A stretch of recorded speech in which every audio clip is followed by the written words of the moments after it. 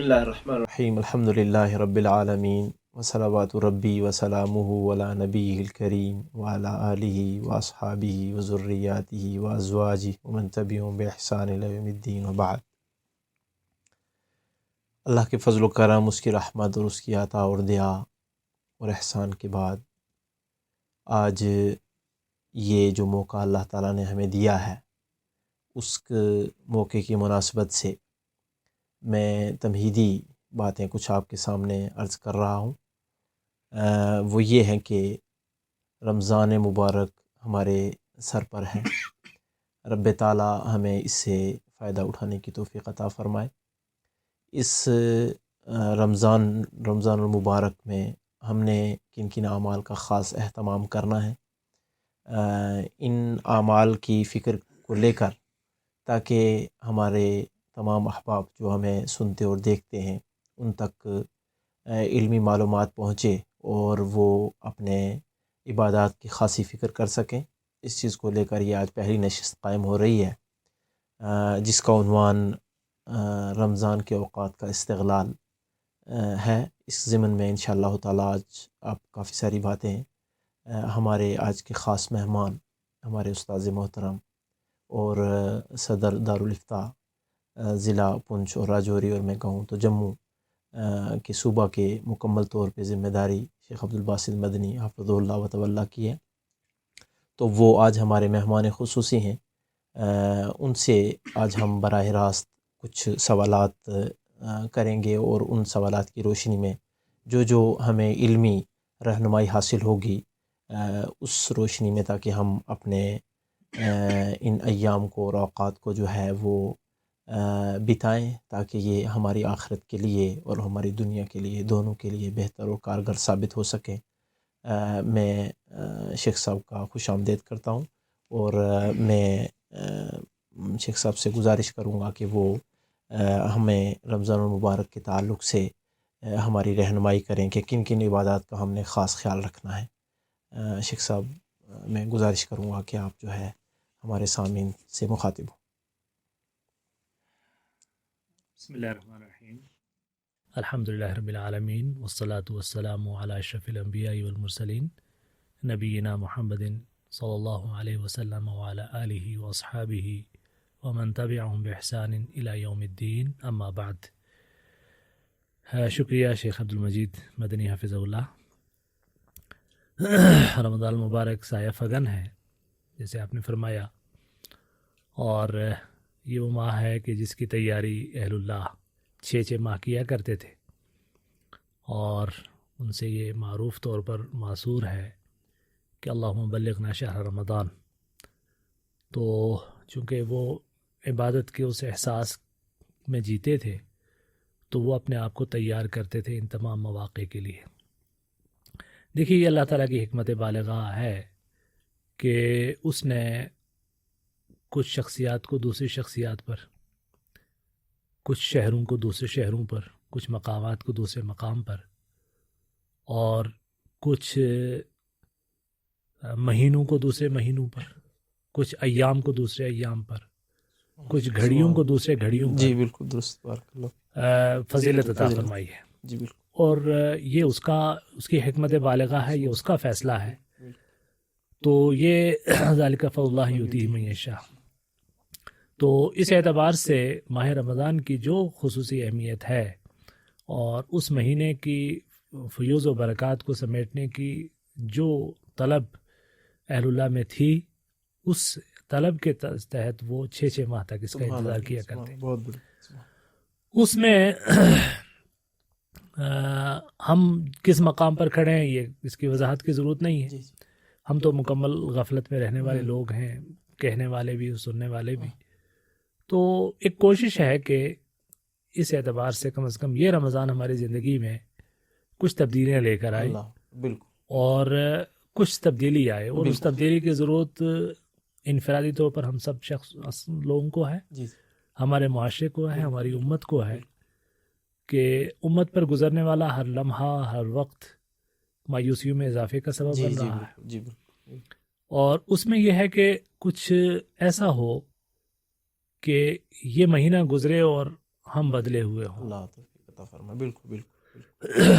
تو جہاں تک آپ نے بات کی، میں سمجھتا ہوں کہ ابتدا تو وہیں سے ہوگی نیتوں پر، نیت. چونکہ جو بھی آپ عبادات ہیں اس میں بنیادی چیز نیت ہے. یعنی رمضان کے داخل ہونے سے پہلے سب سے پہلے جس پر کام کرنا وہ ہماری نیت ہے. ہاں، اصلاحی نیت، اصلاحی نیت، چونکہ النیت تو نصف الدین، سبحان اللہ. نیت تو دین کا نصف حصہ ہے. اور جب رسول پاک صلی اللہ علیہ وسلم کی وہ جو حدیث ہے انما الاعمال بالنیات، وہ اس اعتبار سے پورے دین کی نمائندگی کرتی ہے. یہی وجہ ہے کہ امام بخاری رحمہ اللہ نے اپنی کتاب کی ابتدا اسی حدیث سے کی ہے کہ انما الاعمال بالنیات، اعمال کا دار و مدار نیتوں پر ہے. تو سب سے پہلے ہمیں استحضار نیت کرنا ہے، اپنے دلوں کو صاف کرنا ہے، اور دل میں یہ احساس پیدا کرنا ہے کہ کون سا مہینہ آ رہا ہے اور ہم نے اپنے رب کی عبودیت کے تعلق سے ہمارا کیا مزاج ہونا چاہیے. چونکہ مسئلہ یہ ہے کہ ہم جب اپنے نصب العین سے واقف ہوتے ہیں، ہم اپنے گول اور اپنے ایم سے واقف ہوتے ہیں، تو ہم بھٹکتے نہیں. بالکل. کسی آدمی نے اگر سفر کرنا ہے سعودی عرب کا مثال کے طور پر، عمرے کے لیے تیاری کرنی ہے، تو اس کے ذہن میں پوری ٹائم لائن ہوتی ہے. بالکل بالکل. کہ اس نے اس کے لیے میڈیکل کب کروانا ہے، اس نے ویزا کب حاصل کرنا ہے، اس نے ایجنٹ سے کیا بات کرنی ہے، اپنے لیے کون سا وہاں پر جو کلاس ہے وہ متعین کرنی ہے، کون سا ہوٹل ہم نے جو قریب ترین حرمین کے ہو. اور پھر جب تک اس سفر کے مراحل پورے نہ ہوں، ہم مسلسل اس تیاری کی فکر میں اور ایک سے کے بعد ایک. شیخ محترم، یہ بھی جو نیت کے اندر جو اصلاح ہے رمضان روزے کے تعلق سے، اس میں کیا کیا چیزیں ضروری ہوتی ہیں کہ کیا ہمیں اپنی نیتوں میں کیا تبدیلی لانی چاہیے کہ رمضان داخل ہو رہا ہے تو جو کوتاہیاں تھیں وہ ترک کرنی ہیں، جو سستیاں تھیں نہیں، وہ ہیں؟ اس پہ ہم بعد میں آئیں گے. جی اس پہ بعد میں آئیں گے. وہی چیز میں عرض کر رہا تھا آپ سے کہ سب سے پہلے بات تو یہ ہے نا کہ ہمارا مقصد تخلیق کیا ہے. جی جی. وما خلقت الجن والانس الا لیعبدون. گویا ہمارا بنیادی نصب العین جو ہے وہ عبادت ہے، جس طرف میں آپ کو لانا چاہ رہا تھا. ہمارا بنیادی مقصد جو ہے وہ اللہ تعالیٰ کی عبادت ہے، اور عبادت کا کوئی موقع جو ہے وہ ہم نے ضائع نہیں جانے دینا ہے. اور خاص طور سے کچھ، جیسے میں نے پہلے عرض کیا کہ فضیلت کے کچھ ایام اگر ان کا استقلال ہو، اور وہاں اس رب کریم کی طرف سے ہمیں یہ چھوٹ دی جائے، یہ پیکیج دیا جائے کہ جاؤ بھئی امت محمدیہ اللہ افضل صاحب افضل الصلوات والتسلیم، ان کی عظمت کے شایان شان آپ کو کچھ ایسا دے دیا گیا ہے کہ آپ ایک رات، سبحان اللہ، اور ایک رات کی ایک گھڑی کا استقلال کر لو تو یہ ہوگا تمہارے لیے گویا 1000 مہینے سے بہتر. تو اس اعتبار سے سب سے پہلے تو یہ ہے کہ عبادت کے لیے اپنے آپ کو ذہنی طور پر تیار کرنا اور اپنی نیت کو. اچھا، ہوتا کیا ہے، ہماری جو طلب ہے وہ ہمیشہ ملتی ہے، جوئندہ پائندہ، فارسی میں کہتے ہیں جوئندہ پائندہ، تلاش کرنے والے کو ملتا ہے. آپ دنیا کے وسائل کو حاصل کرنے کے لیے محنت کریں گے تو آپ کو وہ مل جائے گی، لازمی سی بات ہے.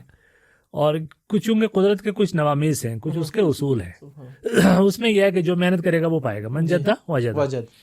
یہاں تک کہ اگر کوئی برائی کے لیے محنت کرتا ہے اس کو برائی مل جاتی ہے. صحیح بات. اور یہ بھی ایک بڑا عجیب سا معاملہ ہے. اللہ نے فرمایا نولیہ ما تولی، بندہ جس چیز کے لیے کوشش کرے گا ویسے پائے گا.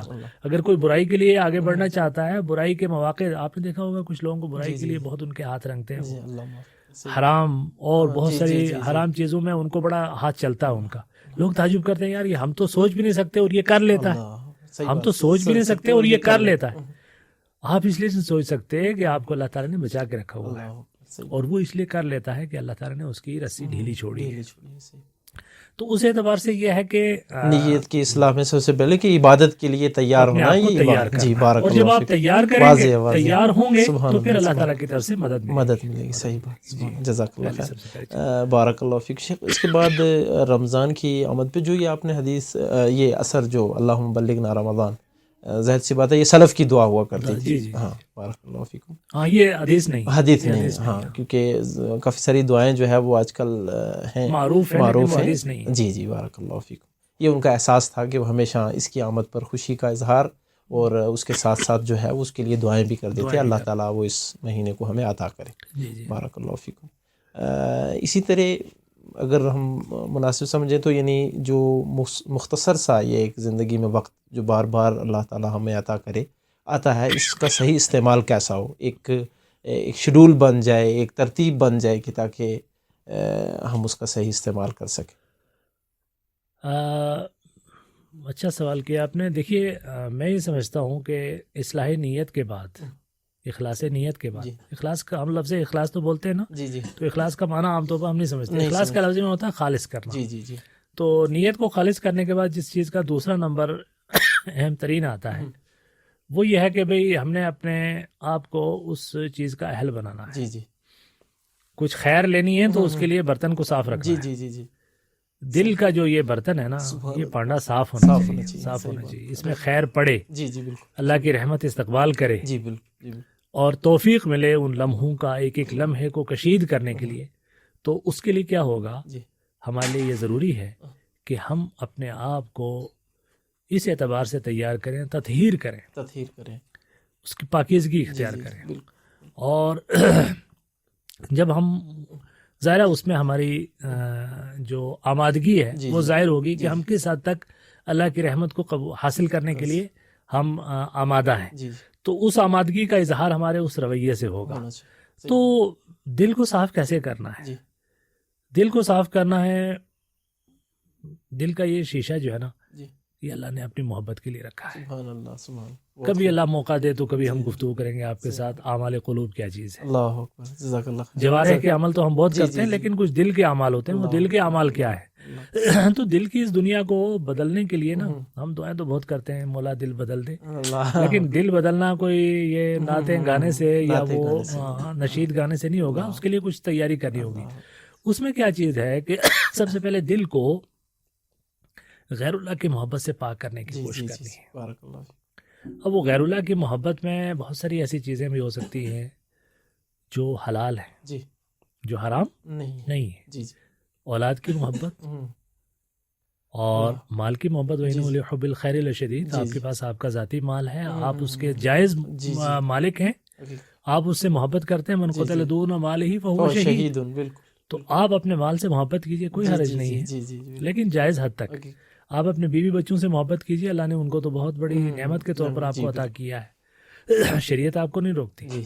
لیکن صاحب اس میں پھر اللہ کی محبت کے لیے ایک بڑی جگہ ہونی چاہیے۔ امہات المومنین فرماتی ہیں کہ اللہ کے رسول سے ہماری مجلس میں ہوتے تو آپ ہمارے ساتھ گفتگو میں ہر چیز میں مشغول ہوتے، اور جب اذان ہوتی تو آپ ایسے اٹھتے جیسے آپ ہمیں پہچانتے ہی نہیں۔ اللہ اکبر، جیسے ہم لوگ اپنے محاورے میں کہتے ہیں، کہ صاحب لگتا ہے پل میں بھی ملاقات نہیں ہوئی۔ تو امہات المومنین فرماتی ہیں کہ اللہ کے رسول اٹھ کے یوں چلے جاتے جیسے ہم ہمیں جانتے ہی نہ ہو۔ یعنی کہ وہ محبت جو تھی وہ سب سے اونچی تھی۔ پھر وہ محبت سب سے اونچی تھی، پھر اس محبت کا جب تقاضا سامنے آیا تو سارے تقاضے ہیچ ہو گئے۔ تو سب سے پہلی بات یہ ہے کہ ہمیں دنیاوی علائق سے جو محبت ہے ہماری، اپنے کاروبار سے، اپنے ساری چیزوں، دیکھیے اس محبت کا اظہار جمعے کے روز آپ ٹیسٹ کیس دیکھ لیجیے۔ ہمیں اپنے دکاندار کو دکان سے محبت ہے، اپنے تھڑے سے محبت ہے، ملازم کو اپنے جائے ملازمت سے محبت ہے، کسان کو اپنی کھیتی سے محبت ہے، مزدور کو اپنے جائے مزدوری سے محبت ہے، اور اس محبت کا اظہار ہوتا ہے جمعے کے دن۔ کیا اذان سننے کے بعد یا اذان سے پہلے کیا وہ مسجد پہنچتا ہے؟ تو یہاں پتہ چلے گا محبت کس سے ہے۔ اور اگر وہ اخیر میں کام میں لگا بھاگ کے مسجد میں پہنچا ہے تو سمجھ لیجئے کہ اس کو اپنے اس تھڑے سے، اپنی ملازمت سے، اپنی کھیتی سے، اپنے گھاس کے تیلے سے محبت ہے۔ تو اس رمضان میں تو ساری محبتوں کو پیچھے چھوڑنا۔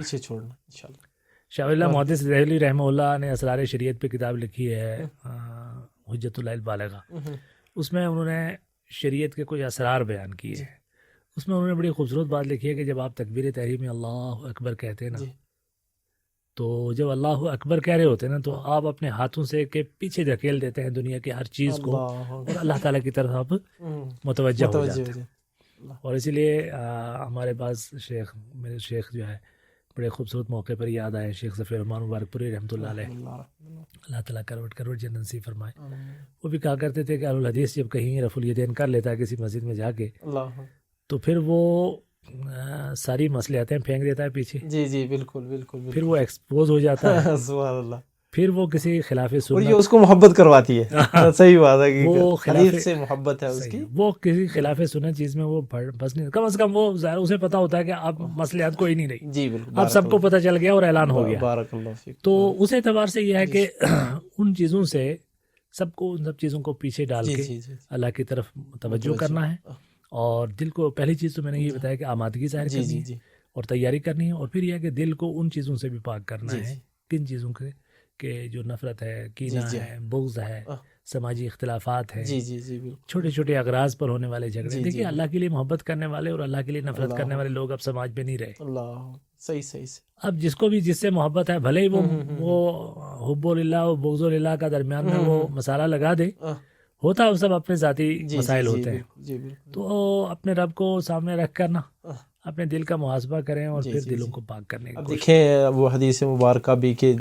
اس شخص کی دعا بھی نہیں جو ہے آسمان پہ چڑھتی ہے. بالکل جی ہاں جی، کہ تو یہ بالکل ہے بہت بڑی ہے. جی. تو ظاہر سی بات ہے کہ محبت کے تقاضوں میں یہ ہے کہ بندے کا دل جو ہے جہاں اللہ کے لیے عبادات میں خالص ہو، وہیں پر جو ہے دنیاوی معاملات میں جس سے وہ ناراض ہے وہ اس سے صلح کر لے. کسی کے لیے دل میں اگر اس کے سختی ہے تو اس سختی کو جو ہے سختی وہ کو ختم کریں. ختم کرے. بارک اللہ فیکم. رمضان کی آمد پر جس طرح سے ہم نے کہا کہ خوشی کا اظہار ہونا چاہیے. بعض لوگ میں سمجھتا ہوں کہ لا قدر ایسے نہیں ہوں گے، لیکن ان کو یہ رہتا ہے کہ جناب اب بھوکا رہنا پڑے گا اور اس طرح سے. تو وہ پیارے نبی صلی اللہ علیہ وسلم کی حدیث کے للصائم فرحتان، تو سبحان اللہ، ایک روزے دار کے لیے دو خوشیاں اللہ رب العالمین نے رکھی ہیں، چاہے وہ ایک افطار ہے اور ایک جب اللہ سے ملاقات کرے گا. تو بڑی بات یہ ہے کہ ہم سب کو، پوری امت مسلمہ کو اس چیز پر خوشی کا اظہار کرنا چاہیے کہ اللہ نے ہمیں یہ موقع عطا کیا. تو اس پر میں سمجھتا ہوں کچھ تھوڑا سا آپ اضافہ کریں تاکہ جو ہے. دیکھیے خوشی کے موقع تو یہی ہے نا، اللہ نے کیا فرمایا، قل بفضل اللہ وبرحمتہ وبذلک فلیفرحوا. سبحان اللہ. یہی چیزیں تو خوشی منانے کی ہیں. جی جی بالکل. جی بالکل. اور ہمارے تو اپنے سیدنا بلال کی جب وفات کا وقت آیا نا، تو بیوی کہنے لگی واہ بلال آہو، ہائے بلال. تو کہنے لگے واہ فرحتا ہو. سبحان اللہ. فرمانے لگے واہ فرحتا ہو، غدن نلقی المحبت، غدن نلقی الاحبت محمد و صحبہ. صلی اللہ علیہ وسلم. اللہ اکبر. دیکھیں کہنے سبحان لگے اللہ. کیا کہتی ہو، غم کی بات کرتی ہو، کل تو یہ تو خوشی کا دن ہے، کل محمد صلی اللہ علیہ وسلم اور آپ کے ساتھیوں سے ملاقات ہوگی. تو دیکھیے نا کیا ہے کہ یہ تو دل کی بات ہے نا کہ کس کو کس چیز سے ہمیں تو خوشی ہونی چاہیے. جی بالکل. اور حقیقت تو یہ ہے کہ اللہ کسی کا ادھار رکھتا نہیں ہے. جی بالکل درست ہے. پوری مسلمان امت کا آپ کر لیجئے، جن کے گھروں میں پکتا ہے اور جن کے گھروں میں نہیں پکتا، اور جن کے گھروں میں ہر وقت پکتا رہتا ہے، جی جی. ان سب کا بھی آپ جا کے ایک تھوڑا سا جائزہ لے لیجئے. رمضان میں سب زیادہ کھاتے ہیں لوگ. جی درست. صحیح بات. صحیح. وہ فروٹ جو ہمیں سال بھر نہیں ملتے ہم رمضان میں کھاتے ہیں. بالکل درست. وہ کھجوریں جو ہمیں کبھی دیکھنے کو نہیں ملتی تھی، جی وہ رمضان میں ہم سب کھاتے ہیں. درست. اور مجموعی طور پر آپ کیلریز اگر دیکھیں ہم کتنی لیتے ہیں تو ہم رمضان میں سب سے زیادہ کھاتے ہیں. درست. سبحان اللہ. تو اس اعتبار سے رمضان مبارک میں تو کسی کا کوئی چٹی نہیں پڑ رہی ہے، کسی کو کوئی محرومی نہیں. حقیقت بس عطا ہی عطا ہے، عطا ہی عطا ہے. رحمتوں کا ایک نزول ہے. تو اس اعتبار سے ہمیں تو خوشی کرنی چاہیے، بہت خوشی کرنی چاہیے. بھوکا رہنے میں بھی ایک بہت بڑی فضیلت ہے. جی درست. میں آئندہ آگے گفتگو آ رہی ہے، آپ سے بات کروں گا اس موضوع پر کہ اس کے جو طبی اور اس کے جو روحانی اثرات ہیں اس پر گفتگو ہوگی. تو میں سمجھتا ہوں کہ بہت فائدے کا سودا ہے اور اس پہ بہت خوش ہونا چاہیے. سبحان. بارک اللہ فیکم. بارک اللہ فیکم. رمضان میں جو ہمارے اوقات ہیں وہ صبح، ظاہر سی بات ہے، تہجد کے وقت سے لے کر اگر ہم تراویح تک کی بات کریں تو ہمارا ہر پل کس طرح سے نیکی بن جائے. ہمارا لمحہ لمحہ جو ہے وہ، جب ہم یہ دیکھتے ہیں ایاک نعبد و ایاک نستعین، اور پھر رب تعالیٰ نے بھی فرمایا کہ میں نے عبادت کے لیے پیدا کیا ایک انسان کو. تو انسان کا سونا جاگنا بھی عبادت ہے اگر اس کی نیت جو ہے صحیح ہے کے اندر اخلاص ہے، اور وہ کیوں سو رہا ہے وہ اپنے نیت کو حاضر کر لے، اور کیوں وہ جاگ رہا ہے وہ. اسی طرح سے اس کا کچھ ہمارا رمضان کا ایسا دن کی کیا ترتیب بنے اور رات کی کیا بنے کہ مستقل انسان اپنے آپ کو محسوس کرے، لذت محسوس کرے کہ میں عبادت کے اندر ہوں اس وقت، چاہے میں کہیں پر ہوں، چاہے وہ تجارت ہو یا عبادت ہو. بالکل صحیح بات کہی آپ نے. دیکھیے سارا معاملہ محسوس کرنے کا ہے، نیت کا ہے، جس میں نے پہلے بات کہی تھی. دیکھیے ایک حدیث میں اللہ کے رسول صلی اللہ علیہ وسلم نے فرمایا کہ آپ جب مسجد کے لیے گھر سے مسجد کے لیے نکلو تو باوضو ہو کر نکلو، اور راستے میں کسی طرح کی کوئی لغو حرکت نہ کرو. سبحان اللہ. فلا یشبکن بین اصابعہ فانہ فی الصلاۃ. اللہ اکبر. سبحان اللہ. انگلیاں چٹکھاتا ہوا نہ آئے لیکن وہ نماز کی حالت میں ہے. اللہ. یعنی وہ آ رہا ہے تو وہ گویا نماز کی حالت میں، عبادت میں. سبحان اللہ. اچھا ایک نماز سے دوسری نماز کے درمیان کا کوئی آدمی اگر انتظار کر رہا ہے تو گویا وہ سارا وقت اس کا عبادت میں ہے، اس کا دل لگا ہوا ہے تو سبحان اللہ عبادت میں. اب اس میں دیکھیے نا کہ ہم تو حقیقت یہ ہے کہ جب روزے کی ابتدا جو ہے وہ طلوع فجر سے ہوتی ہے اور غروب شمس تک ہوتی ہے، اور کہیں وہ دورانیہ 13 گھنٹے کا ہوتا ہے، 14 15 16 17 بعض جگہ 22 گھنٹے کا ہوتا ہے. آپ تصور کیجئے کہ 22 گھنٹے کنٹینیو آپ ایک عبادت کی حالت میں. اس عبادت کی حالت میں آپ کاروبار بھی کر سکتے ہیں، مزدوری بھی کر سکتے ہیں، سو بھی سکتے ہیں، لیکن آپ گویا ایک عبادت کے مرحلے سے گزر رہے ہیں. بڑی اہم بات جو آپ نے شروع میں کہی کہ نیت اس کی اس کو جو ہے عبادت میں رکھے ہوئے ہیں. سبحان اللہ. بالکل. تو اس میں کیا ہے کہ ہم جو ہے کیا کرتے ہیں اس کو اس عبادت کی کیفیت سے گزر رہے ہوتے ہیں. تو پھر کون سا ہم نقطہ ابھار رہے تھے اس میں؟ یعنی کہ اوقات میں اوقات میں یہ ہے کہ تنظیم اوقات تو بہت ضروری ہے، چونکہ کچھ بہت قیمتی لمحے ہیں جو ضائع ہو جاتے ہیں.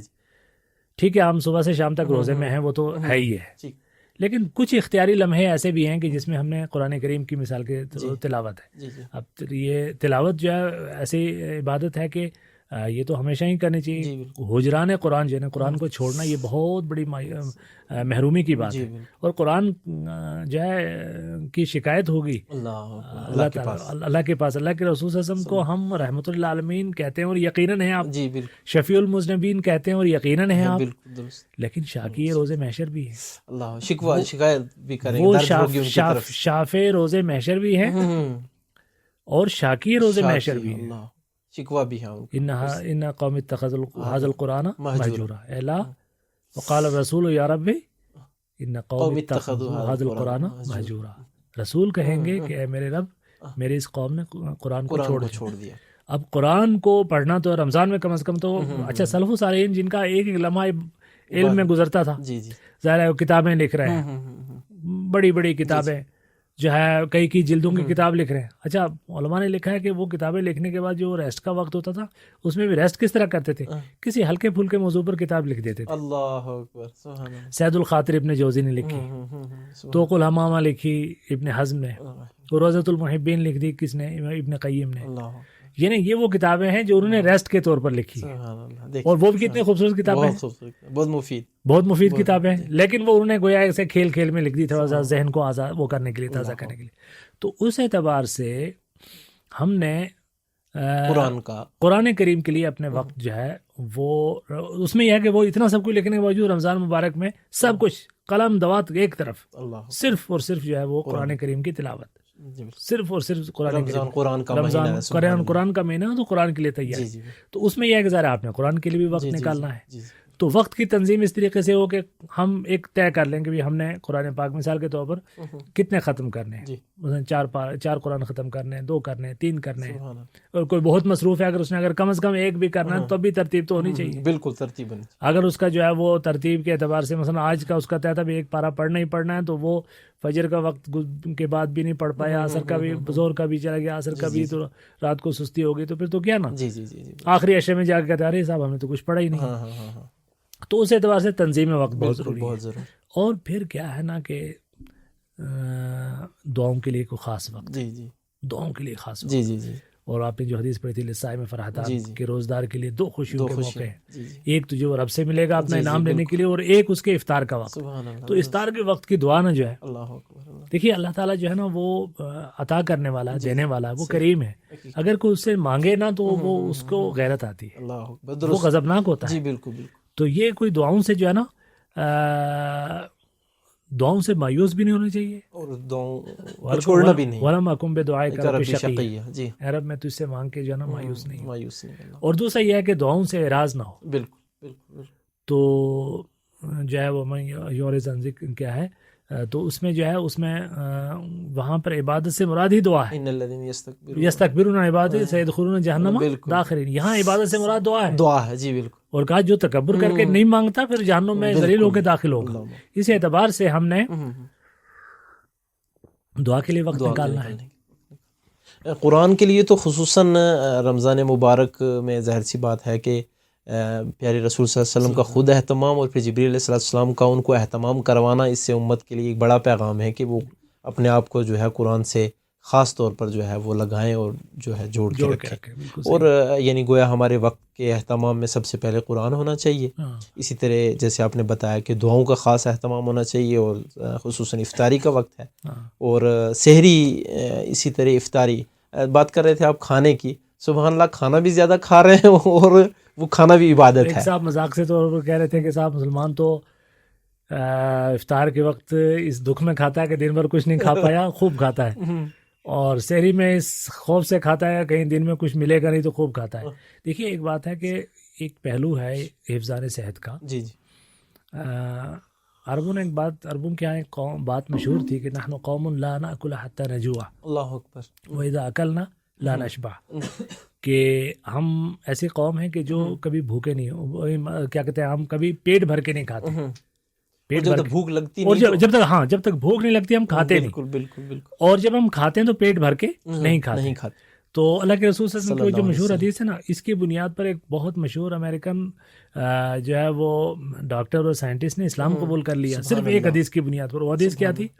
اللہ کے رسول کا فرمان کہ جو ہے بحسب ابن آدم لقیمات یقیمن صلبہ, کہ ابن آدم کے لیے کچھ لقمے ہی کافی ہیں جو اس کی ریڑھ کی ہڈی کو, کمر کو سیدھا رکھے, اور اگر تم کھاؤ تو ایک ثلث معدے کے لیے, ایک ہوا کے لیے, ایک پانی کے لیے. تو گویا پھر بھی ایک ثلث خالی رکھنا ہے. اللہ.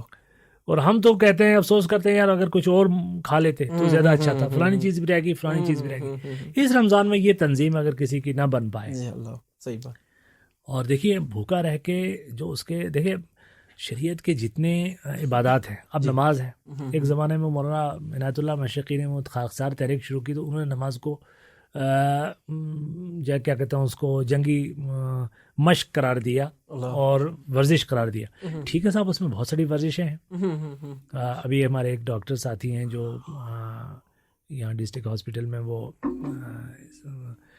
فزیو تھراپی اسپیشلسٹ ہیں. انہوں نے خود بتایا کہ ہمارے پرنسپل نے ایک مرتبہ تقریر کرتے ہوئے کہا, اور وہ غیر مسلم تھا, اچھا, چنئی میں, اس نے کہا کہ بھی دیکھیے جو نماز ہے, نماز کے اندر کچھ ایسے آسن ہیں اس کے الفاظ میں کہ ویسی مضبوط کوئی تھراپی نہیں ہے, سبحان اللہ, ویسی مضبوط کوئی جو ہے کیا کہتے ہیں اس کو ورزش نہیں.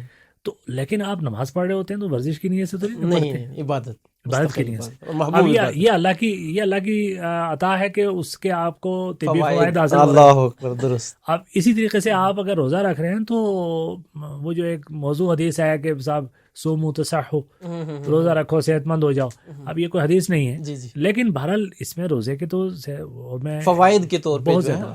اور میں بولتا ہوں روزے کے صرف فوائد, جو جسمانی فوائد پہ گفتگو کریں تو بہت, یعنی معدے کے لیے اس سے بڑی پیوریفیکیشن پورے سال کے لیے نہیں ہے. وہ ایک صاحب نے لکھا ہے کہ صاحب یہ آنتڑیاں پورا سال دعائیں کرتی ہیں, یہ آنتڑیاں پورا سال دعائیں کرتی ہیں کہ اللہ رمضان آئے, ہمیں سکون ملے.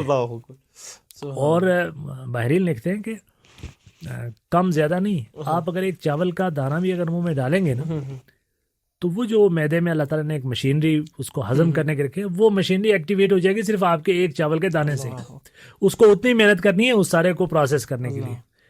اب آپ 12 گھنٹے کے لیے 18 گھنٹے کے لیے اگر اس کو ریسٹ دیتے ہیں, اس سے بڑی صحت کی کوئی چیز نہیں. ہمدرد کے بانی حکیم سعید صاحب, بڑے بھائی اور چھوٹے بھائی حکیم عبدالحمید صاحب, بلکہ بڑے بھائی حکیم عبدالحمید صاحب اور چھوٹے حکیم سعید صاحب, دونوں بھائیوں کا ہندوستان میں پاکستان میں دونوں, وہاں پہ بھی انہوں نے دارالحکمت اور وقف, اور یہاں ہمدرد وقف یونیورسٹی بھی ہے. دونوں بھائیوں کا یہ معمول تھا پوری زندگی کہ ہفتے میں 2 دن روزہ رکھنا, اور روزے کے دن ہی مطلب کرنا. کلینک کرنا ہے تو او پی ڈی ہوگی تو روزے کے دن. تو یہ لوگ انہیں طبی فوائد اور روحانی فوائد سے بھی آگاہ تھے. تو روزے کے فوائد تو بہت ہیں, اور فوائد تبھی حاصل ہوں گے کہ جب ہم ان چیزوں کا خیال رکھیں گے اور اعتدال رکھیں گے کھانے پینے میں. سحری اور افطاری کے لیے خصوصاً جو رسول اللہ صلی اللہ علیہ وسلم نے فرمایا کہ یہ برکت ہے, اس میں غفلت نہیں ہونی چاہیے. ان اوقات جو اوقات سحری کے ہیں اس میں سحری ہو, جو افطاری کے ہیں افطاری تاخیر سے نہ ہو, اور سحری میں جو ہے وہ تاخیر کرنی اور افطاری میں جلدی کرنی اور اس کھانے کا خاص اہتمام کرنا کہ یہ بابرکت کھانے ہیں. دیکھیے جی یہ تو اللہ کی دعوت ہے. جی بالکل. صبح بھی اللہ کی دعوت ہے, رات کو بھی اللہ کی دعوت بالکل. ہے. جی بالکل. تو اس میں یہ کوئی نیکی نہیں ہے کہ صاحب کوئی سحری نہ کھائے, 8 جی روزہ جی رکھے. بالکل. جی بالکل. یہ تو وہ تقشف ہے جو اللہ نے پسند نہیں کیا ہے. تو اس میں کچھ لوگ جو غفلت کرتے ہیں نا کہ نہیں, غفلت نہیں, سو گئے رات کو, جی مطلب گپے لگاتے لگاتے 2 بجے تک کچھ کھایا اور سو گئے, فجر بھی گئی اور سحری بھی جی گئی. جی جی یہ تو بہت بڑی غفلت بہت ہے. بڑا. جی جی ہاں. تو اس میں نہیں یہ ہے کہ تسحروا فإن فی السحور برکت, سحری کرو, سحری میں برکت ہے. تو اس میں یہ ہے کہ صبح ایک کھجوری کھا لیجیے جی جی اور ایک گلاس پانی پی لیجیے, لیکن اس وقت کھانا اور پینا ضروری ہے, اور اس کو تاخیر کرنا, اور آخر اس کو آخر وقت تک, یعنی اذان سے کچھ دیر پہلے. جی بالکل. بارک اللہ. یہ بھی نہ ہو کہ آپ اس انتظار میں ہو کہ اذان کا پہلا کلمہ شروع ہوگا تو ہم کھائیں گے, نہیں آخری کلمے پہ ختم کریں گے, یہ جہالت ہے. جی بالکل. اذان کا مطلب یہ ہوتا ہے کہ اب وقت ختم ہو گیا. جی بارک اللہ. اب آپ کے پاس گنجائش نہیں ہے کہ صاحب آپ یہ کہیں گے صاحب یہ اذان لمبی ہے, چلو ختم ہوگی تو ہمارا نہیں. ہاں, یہ آپ کی کوئی ٹیبلٹ رہ گئی ہے, دوائی کھانی تھی ضروری ہے, آپ نے گلے میں ڈال لی, جی جی, یا آپ کھا ہی رہے ہیں, لقمہ ہاتھ میں ہے تو منہ میں ڈال لیجئے, لیکن اس کو عادت بنانا اور جی یہ بارک نہیں. اللہ تو فیک. یہ اسی طریقے سے افطار ہے. افطار کے لیے بھی جو ہے خصوصی طور پر یہ کوئی نیکی نہیں ہے. اور میں گھر سے اپنی ماؤں بہنوں کے بارے میں کہنا چاہتا ہوں, بارک اللہ فیک, بہت وہ ضروری. بیچاریاں تو قربانی دیتی ہیں. اللہ تعالیٰ, میں کہتا ہوں اللہ سے دعا ہے اور یقیناً اللہ عطا کرنے والا ہے, ان کے لیے تو ڈبل اجر ہے. بالکل درست. تو وہ عام طور پر ایکٹیویٹ ہوتی ہے افطار سے کچھ پہلے, یہ بھی پکا رہی, یہ بھی پکا رہی, یہ بھی پکا رہی ہیں. اسی پکانے میں اذان بھی ہو جاتی ہے اور وہ گھوٹ تک نہیں بھر پاتی. جی بالکل. اور اسی طرح سحری میں بھی جو ہے سب کو کھلاتے. میں کہتا ہوں ابھی آپ بھی اللہ کی رحمت کے اتنی محتاج ہیں جتنے دوسرے ہیں. آپ تھوڑا سا پہلے تیاری کر لیجیے. جی جی جی, پہلے تیاری کر لیجیے, دسترخوان بچھا لیجیے, اور پھر بیٹھیے اپنے بچوں کو, گھر والوں کو بٹھا کے آپ دعا کیجیے, تاکہ آپ بھی ان کی طرح جی جی جی بہنوں کے لیے بہت بڑا پیغام ہے. اذان کی آواز کے ساتھ آپ بھی جو ہے اپنے منہ میں کھجور ڈالیں. جی, تو یہ جو ہے, اور دعا کا خاص طور سے بچوں کو دعا سکھائیں اس موقع پہ. جی بالکل. اور میں تو کہتا ہوں بابا سے بلند دعا کریں تاکہ ان کو بچوں کو تربیت ہو. اور سحری اور افطار میں اگر آدمی کسی کو بھی شریک کر سکتا ہے. میں پڑھ رہا تھا کہ کسی نے کہا بھائی آپ 60 روزے کیوں نہیں رکھ لیتے ایک مہینے میں. اس نے کہا بھائی دن ہی 30 ہوتے ہیں, میں 60 کیسے رکھوں گا. کیونکہ بھائی آپ رسول اللہ صلی اللہ علیہ وسلم نے فرمایا کہ اگر آپ کسی کو افطار کرواتے ہیں تو گویا اس کا اجر آپ کو مل رہا ہے. سبحان. تو اس طرح سے جو ہے ہم سب اہتمام اگر کریں تو میں سمجھتا ہوں یہ بہت ضروری ہے. دیکھیے جو لوگ تو مسجدوں کے قریب رہ رہے ہیں, جی, ان کے لیے تو یہ پیغام ہے کہ صاحب وہ مسجد میں افطار کریں اور افطار کروائیں. جی, آج ہمارے سماج میں اتنا تقسیمات ہو گئی, اتنے بٹ گئے ہم لوگ. جی بالکل. قریبی رشتہ داروں میں ایک جو کھیوٹ کے لوگ ہیں ان میں بہت اختلاف ہو گئے. تو کم از کم رمضان کو قریب ہونے کا مہینہ بنا لیجیے, تقسیم کر لیجیے کہ ایک دن افطار ایک گھر سے آئے گی, دوسرے دن دوسرے گھر سے آئے گی, تیسرے دن تیسرے گھر سے آئے گی. اور یا یہ ہے کہ آپس میں کوئی فنڈ قائم کر لیں اور اس کے تحت افطار کریں اور سارے لوگ مسجد میں دسترخوان بچھا کے کریں. تو یہ اجتماعیت اور یہ محبت, یہ الفت پیدا ہوگی. اور اجر اتنا بڑا. ہاں, اور اجر اتنا ہے کہ صاحب آپ نے گویا 30 آدمی کو کھلایا تو آپ ملٹیپلائی کیجیے نا, کتنے لوگوں کو آپ جو ہے افطار کروا رہے ہیں. اور پھر یہ ہوتا ہے کہ عام طور پر ہر مسجد میں کوئی مہمان بھی ہوتا ہے, کوئی مسافر ہوتا ہے. افطار کے ٹائم وہ, اور اللہ معاف کرے بعض جگہوں میں یہ تربیت نہیں ہے, تو وہاں یہ دیکھا گیا ہے کہ صاحب مہمان پہنچا ہے, کوئی آدمی مسافر پہنچا ہے اور دیکھ رہا ہے کہ یار کوئی, اب وہ ٹوٹی کا پانی پیتے ہوئے بھی اس کو کبھی احساس ہوتا ہے, تو اب یار کوئی گرم کوٹ اس کو مل جائے. تو اس اعتبار سے آپ کوشش کریں اس طرح کے لوگوں کو رمضان میں اپنا دسترخوان وسیع کریں, اور افطار میں خاص طور سے سحری میں لوگوں کو شامل کریں. دیکھ لیں جا کے مسجد میں کوئی مہمان تو نہیں ہے, تو مسجد کے قریب رہنے والوں کے لیے ہے. اور اگر آپ کسی مسجد کے قریب نہیں رہتے, آپ کے آس پاس کوئی مسجد نہیں ہے, آپ اکیلے ہیں, تو بھی کوشش کریں کہ کوئی مہمان آپ کے گھر میں ہو, دسترخوان رمضان میں آپ کے دسترخوان کو وسیع کریں. یعنی ان تمام عبادات میں جس طرح رسول اللہ صلی اللہ علیہ وسلم کا رمضان میں خاص اہتمام تھا ہر چیز میں, چاہے وہ خرچ کرنے میں ہے, چاہے وہ عبادات میں ہے, ہر چیزوں میں جو ہے وہ پہلے سے زیادہ جو ہے وہ بالکل اہتمام ہے, تو وہ آنا چاہیے, اور ان میں سے یہ بھی چیز بھی ہے. بالکل. بارک اللہ فیکم. اسی طرح سے یہ ہے کہ محاسبہ نفس کا وقت ہے, یہ توبہ اور استغفار ہے, محاسبہ نفس ہے. بندہ اگر غفلت کر رہا ہے تو کم سے کم اس کو ہر دن شام میں اپنا یہ محاسبہ کرنا چاہیے, میں نے آج دن میں کیا کیا نیکی کی ہے. جی ہاں, دیکھیے نا، اصل میں سب سے بڑی بات یہ ہے کہ اس مہینے میں تو یہ تو ایک اس کی جو اللہ تعالیٰ نے قرآن کریم میں جی یا ایھا الذین آمنوا کتب علیکم الصیام کما کتب علی الذین من قبلکم لعلکم تتقون، جی جی اس کا بنیادی مقصد رمضان کا کیا ہے کہ جی جی تقوی، یہ جی تقوی بالکل کی تربیت ہے. جی بالکل تو تقوی کی تربیت میں تو یہ چیز بنیادی طور پر ہے کہ ہم اللہ تعالیٰ کے خوف اور اس کے ڈر اور اس کے لحاظ کے ماحول میں جینا سیکھ جائیں. جی جی بالکل جی بالکل ٹھیک ہے نا. جی جی اب آپ تصور کیجئے کہ اس کی تربیت کتنی عظیم ہے کہ ان 30 دنوں میں یا 29 دنوں میں اللہ تعالیٰ نے کچھ ایسا نظام رکھا ہے کہ وہ چیزیں جو ہمارے لیے حلال ہیں، جی جی جن کی ہماری ملکیت پوری ہے، سبحان اللہ، درست، جو ہماری دسترس میں ہے، جی جی اور جن کو استعمال کرتے ہوئے کسی کی نظر بھی ہم پہ پڑنے کا امکان نہیں ہے، نہیں ہے بالکل، لیکن وہ چیزیں بطور تربیت ہمارے لیے حلال سبحان حرام اللہ، کر دی بارک گئی. اللہ فیکم، جی بالکل، تو اب کیا یہ تربیت سال بھر کے لیے کافی نہیں ہے کہ ہم جس طریقے سے حلال سے رکے ہیں حرام سے بھی رک جائیں؟ بالکل، جزاک اللہ، تو اس اعتبار سے تو میں سمجھتا ہوں کہ ہماری جو تربیت ہے نا وہ حلال و حرام کے سلسلے میں، جی جزاک اللہ، اور دوسرے تمام چیزیں کہ جن میں سال بھر اہتمام نہیں کرتے. جی جی جی دیکھیے اللہ کے رسول نے کیا صلی اللہ فرمایا علیہ وسلم، کہ رب صائم لیس من صومہ جی جی الجوع، جی جی کہ بہت سارے ایسے روزدار ہیں کہ جن کو اپنے روزے سے سوائے بھوک پیاس کے کچھ حاصل نہیں ہوگا، جو گالی نہیں چھوڑتا، اور بہت سارے نہیں رب قائم لیس لہ من قیام الا السحر، اللہ معاف، بہت سارے رات کو قیام کرنے والے ایسے ہیں جن کو رات کے قیام سے کچھ حاصل نہیں ہوتا سوائے جاگنے کے. تو اب کیا ہے، بے مقصد کا بھوکا رہنا اور بے مقصد کا رات کا جاگنا بہت لمحہ فکری ہے، لمحہ فکری ہے.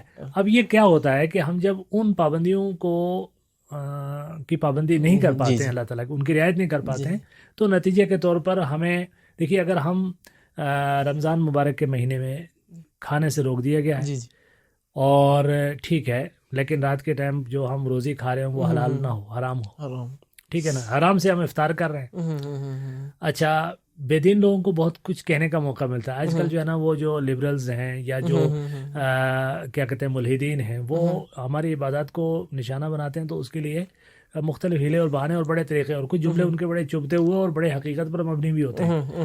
بات تو وہ کہہ دیتے ہیں اور پھر وہاں سے بات آگے بڑھ جاتی ہے، اور پھر آگے بڑھ جاتی ہے جا کے عقیدے پر ضرب پڑتی ہے. اس میں ایک بات کہی صاحب، جیب میں حرام کے پیسے رکھ کے حلال گوشت ڈھونڈ رہے ہیں، لو جی جیب میں حرام پیسے رکھ کر حلال گوشت ڈھونڈ رہے ہیں، یہ حقیقت ہے. جی جی تو بھائی دیکھیے، ہم جو ہے افطار کر رہے ہیں، کر بھی رہے ہیں، کروا رہے بھی رہے ہیں حرام. ان اللہ طیب لا یقبل الا طیب، اللہ تعالیٰ پاک ہے، پاک چیز ہی کو قبول کرتا ہے. تو ہم حلال چیز کھائیں، حلال کھلائیں. تو ایک تو یہ ہے کہ ہم جو ہے وہ اپنے حلال و حرام کا خصوصی طور پر اہتمام اس رمضان میں یہ کر لیں، یہ خاص اہتمام. خاص دوسری چیز ہم نے یہ کرنی ہے کہ اپنی زبان، اپنی نگاہیں، اپنے کان، جی جی وہ جو نہ برا دیکھو، نہ برا سنو، نہ برا بولو. بارک اللہ. تو کبھی اگر آپ حفظ لسان پر اگر آپ نصوص دیکھیں تو صاحب دیکھیے تو لگتا ہے کہ پورا دین ہی یہی ہے، پورا دین یہی ہے.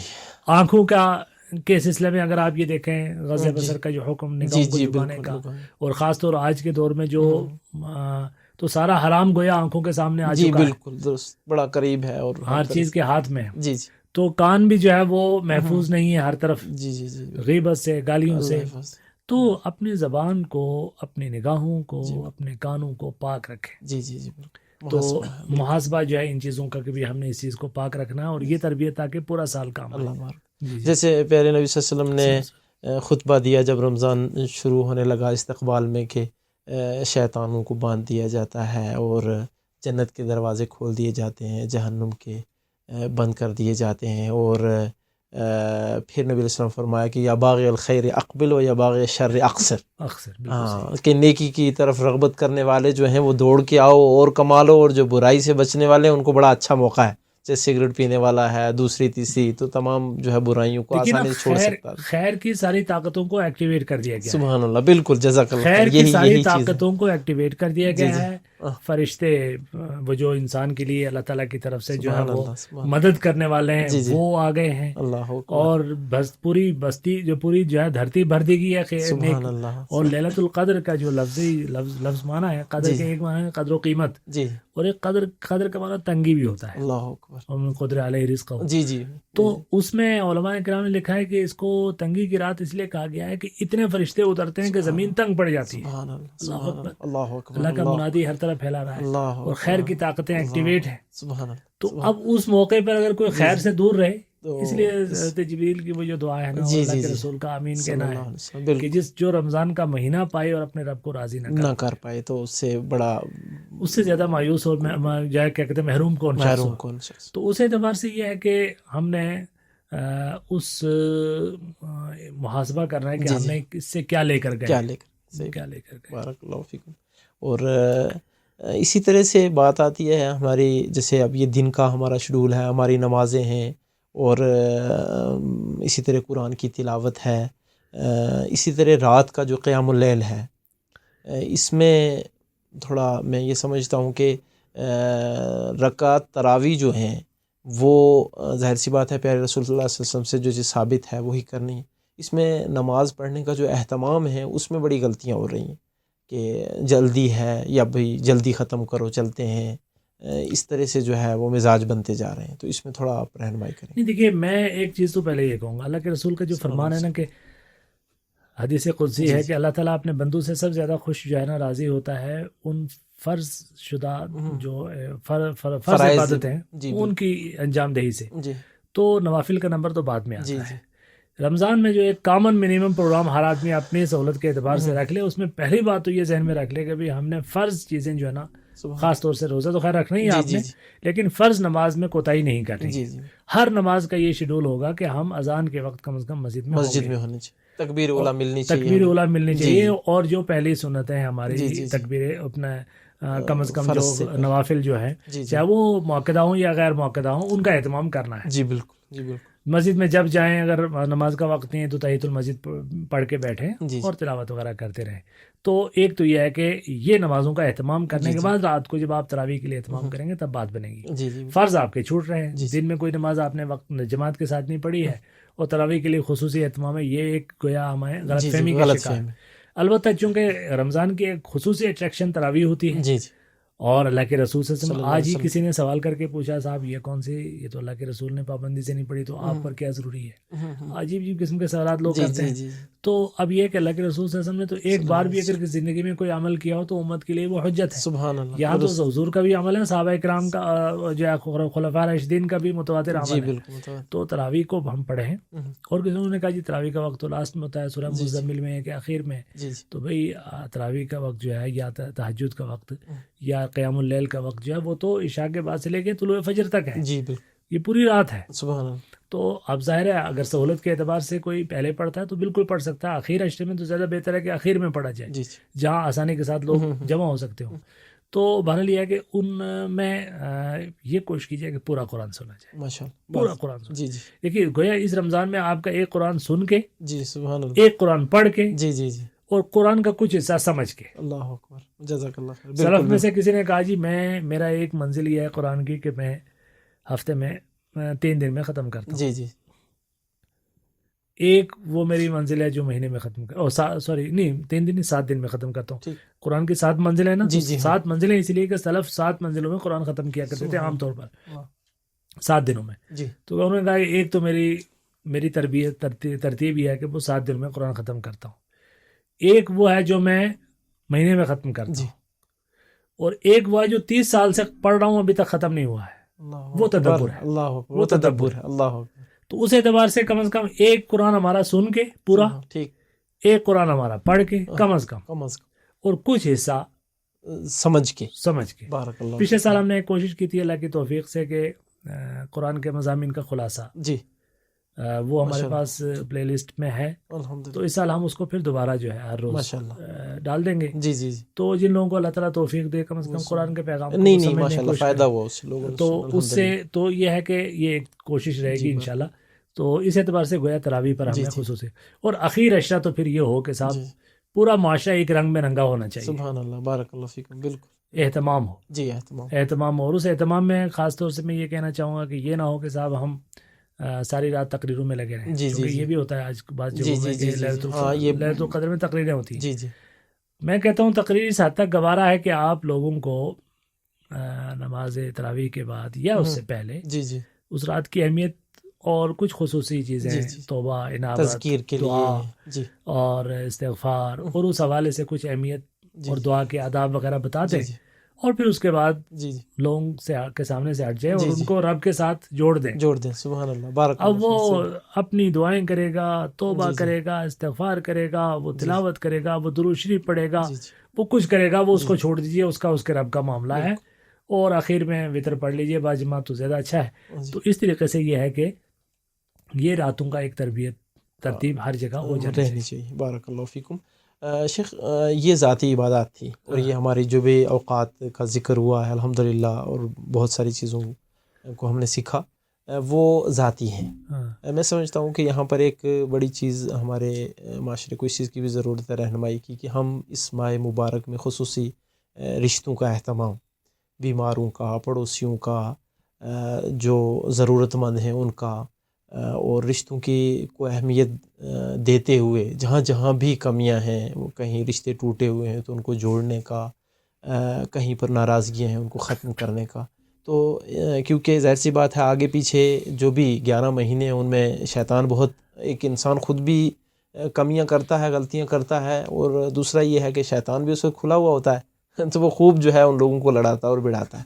یہ برکتوں کا مہینہ ہے، تو اس میں کم سے کم جو ہے یہ بھی ایک مستقل عبادت ہے، رحم کے رشتوں کو جوڑنا ہو یا حقوق ادا کرنے ہوں تو ضروری ہوگا کہ ہمیں اس کو بھی وقت دیا جائے.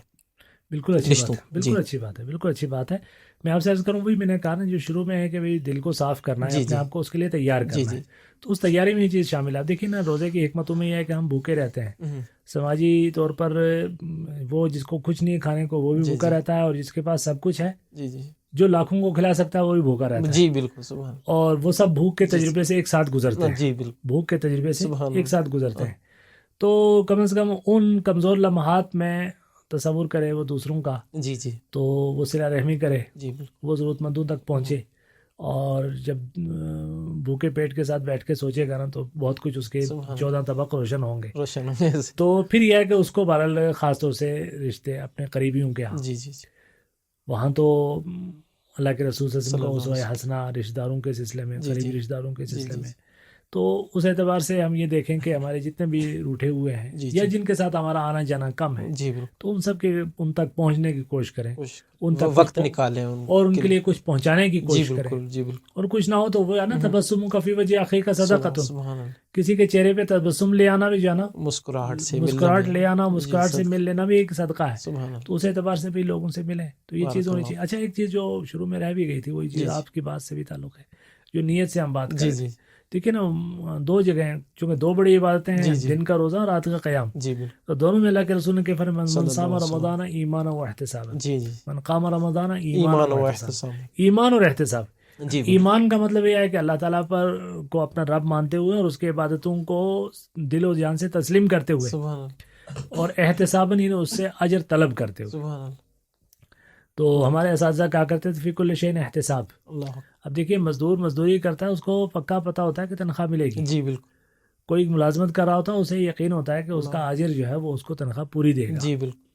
تو ہم تو اس کے ملازم ہیں، ہم تو سبحان اس کے اللہ. بندے ہیں کہ جو کیا کرتا ہے کہ جس کی صفت ہے شکور، اللہ اکبر. قدردان ہے. سبحان قدردان اللہ. ہے. کیا بات. بالکل بالکل. انما الصدقۃ کیا ہے، تنمو فی کف الرحمن. سبحان اللہ. اللہ اکبر. صدقہ، رب نے فرمایا کہ میری ہتھیلی میں، جیسے اس کی شان کے لائق ہے، سبحان اللہ. اس کی ہتھیلی میں پرورش ہوتی ہے، اس پرورش ہوتی ہے، بڑا بنتا ہے. بڑا بنتا ہے. اللہ اکبر. آپ کا 1 روپیہ قیامت کے دن کہیں اربوں روپے کی صورت میں بھی ظاہر ہو سکتا ہے، پہاڑ آپ سونوں کی سونے کی شکل میں ظاہر ہو سبحان سکتا ہے، اللہ. آپ کے دل کی کیفیت کے پیش نظر. تو اس اعتبار سے اللہ تعالیٰ کی ذات تو بہت قدردان جی ذات ہے جی نا. جی جی تو اس قدردان ذات سے احتساب کرتے ہوئے کہ جی جی اب ملے یہ گا، مجھے ملے گا. ملے گا. ماشاء یہ اللہ. نہیں کوئی نہیں کہ جی جی جی اندھیرے میں تیر نہیں چل رہا جی ہے، جی جی یہ بڑا صحیح جگہ جا رہا ہے. صحیح بات. صحیح. تو اس لیے اللہ کے رسول نے فرمایا کہ صلی بھئی اللہ دعا علیہ تم میں وسلم. سے کوئی اس حالت میں نہ کرے کہ وہ مشغول البال، جی بالکل. غافل القلب. غافل القلب جی کی جی دعا جی جو ہے وہ بالکل قبول بالکل نہیں ہوتی. ہے. صحیح. کیونکہ اسے پتہ نہیں ہوتا ہے کہ غور یہ چل یار سارے کر رہے ہیں، اچھا ہم تو سارے غافل، دعا کے باب میں ہم سارے غافل القلب ہیں. وہ کیسے؟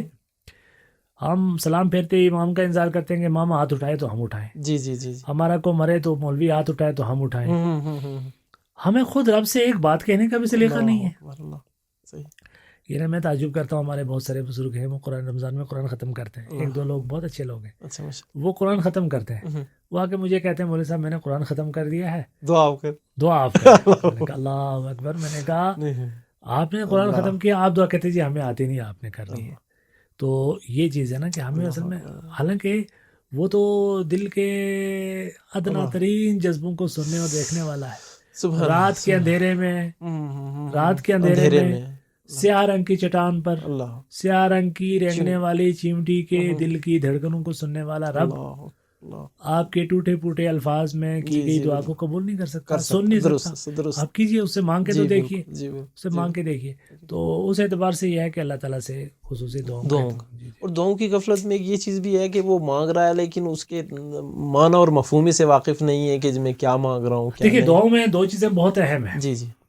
سب سے پہلی چیز تو یہی ہے کہ حلال روزی ہونی چاہیے. جی. اللہ کے رسول نے کیا فرمایا کہ کوئی بندہ جو ہے وہ عاطب مطعمک تو استجب دعوتک، اللہ اپنے کھانے پینے کو پاک رکھ، تیری دعا قبول ہوگی. اللہ.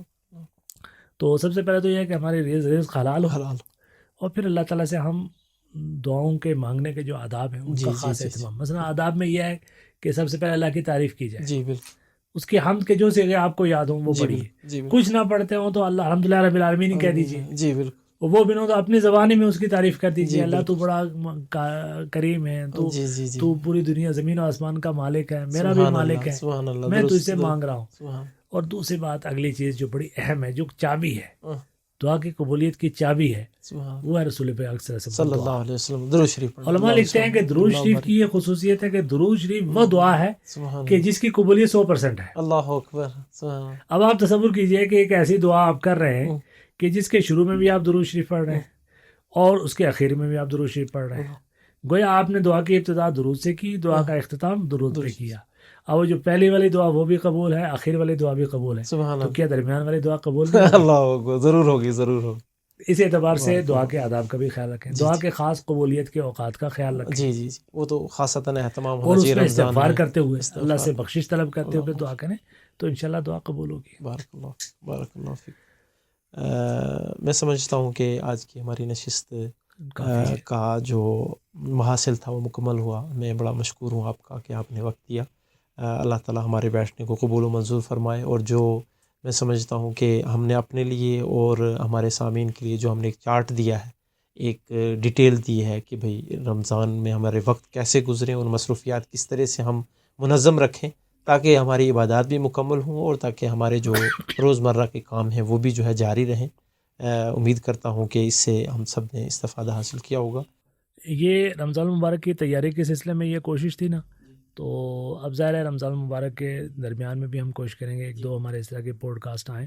تو میں سامعین سے خاص طور سے یہ کہوں گا کہ آپ مختلف گروپس میں جس کے ذریعے آپ تک یہ پہنچے تو آپ اپنے کچھ کمنٹس اور خصوصی طور پر کچھ موضوعات جن کا آپ احاطہ ضروری سمجھتے ہوں تو وہ ضرور ہم تک پیش کریں. آئندہ جو ہماری گفتگو ہوگی وہ ان نکات کی وضاحت میں ہوگی. سبحانک اللہم و بحمدک نشہد ان لا الہ الا انت نستغفرک و نتوب الیک وصلی اللہ علی النبی.